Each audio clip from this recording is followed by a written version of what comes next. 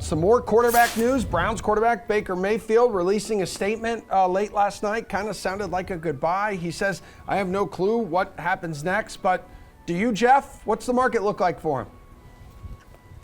I mean, like he's kind of missed the boat, right? I mean, like the Steelers already, made their bed with Trubisky. I guess the Saints are still out there.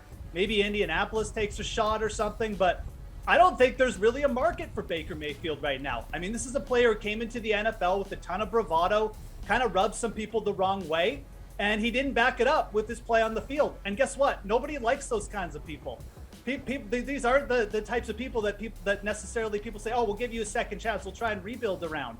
I don't think there's really a big market for Baker Mayfield right now. If the Browns are going to move on from him, I kind of see him as just having to take some kind of swallow your pride backup deal. I mean, I threw it as a joke last night that maybe the Giants will sign him to back up Daniel Jones. But does that really sound so outlandish? I mean, the Giants are looking for someone to push Daniel Jones. They were linked to Mitch Trubisky.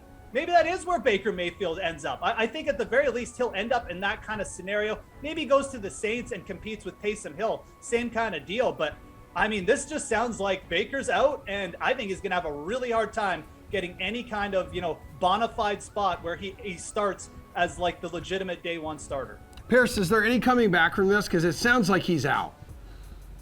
Yeah, but let's pump the brakes a little bit on reading these Instagram and Twitter posts. A couple weeks ago, we thought for sure Russell Wilson was going to go play for the Commanders, and that didn't seem to work out. So we will see if he does get released. Then I'm sure there'll be a place for him. Seattle doesn't seem like the craziest place. I mean, if he is healthy, we're giving Baker Mayfield a pretty hard time.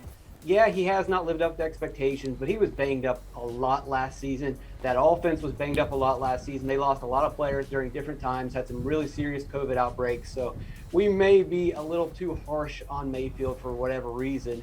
If he gets back to being healthy and can move around, I mean, he's not as good as Russell Wilson, but he plays in that similar way of he can scramble, run around, and throw the deep ball. And you can see that fitting in Seattle, and those guys maybe not missing out on a year and possibly being playoff contenders if he's healthy. And maybe I think the bigger question would be, what do the Browns do? Like, let's say they cut Baker and they don't get Deshaun Watson.